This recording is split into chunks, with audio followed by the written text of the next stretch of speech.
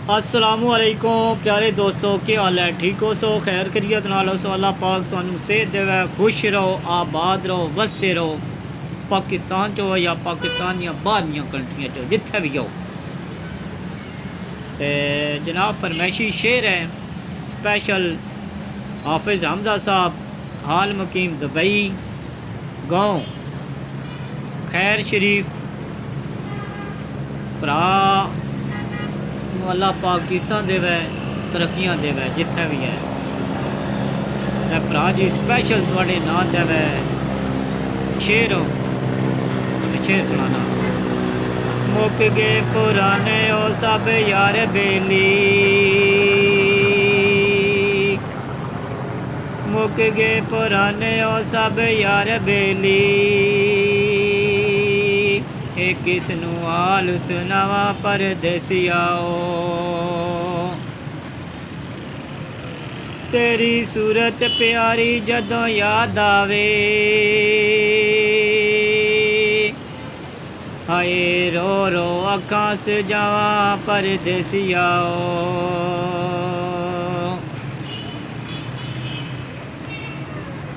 तेरिया डिकां अंदर बहा के हर वेले।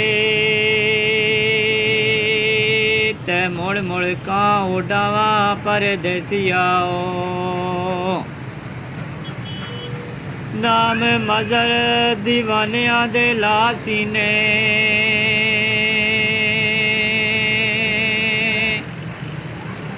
नाम हमज़ाल दीवानिया दे ला सीने।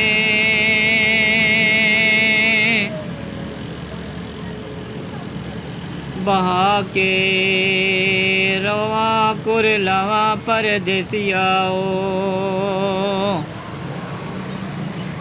मैं के रवा कुरलावा परदेसियाओ।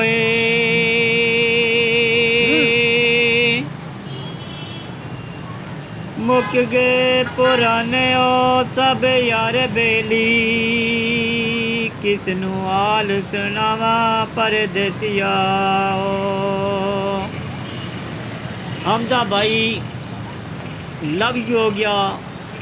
ये वीडियो जनाब अगर शेयर भी करनी है, लाइक भी करना, कमेंट भी कर रहे हैं।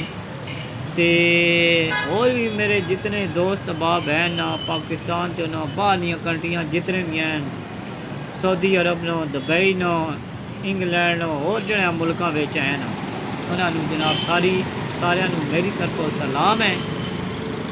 अल्लाह पाक सारिया इज्जत देवे, खुश रहन, आबाद रहन, वसते रहन, खैरी आन तो खैरी जान। मेरिया उन्होंने वास्ते दुआवां न। हुण जनाब तुहाड़े कोलों इजाज़त मंगना, तो अगली वीडियो ना लाजमी इंतज़ार करना, ठीक है? तो वीडियो में जनाब लाजमी मेंशन कर दिता करो कमेंट नाल, वीडियो अच्छी है या बुरी है।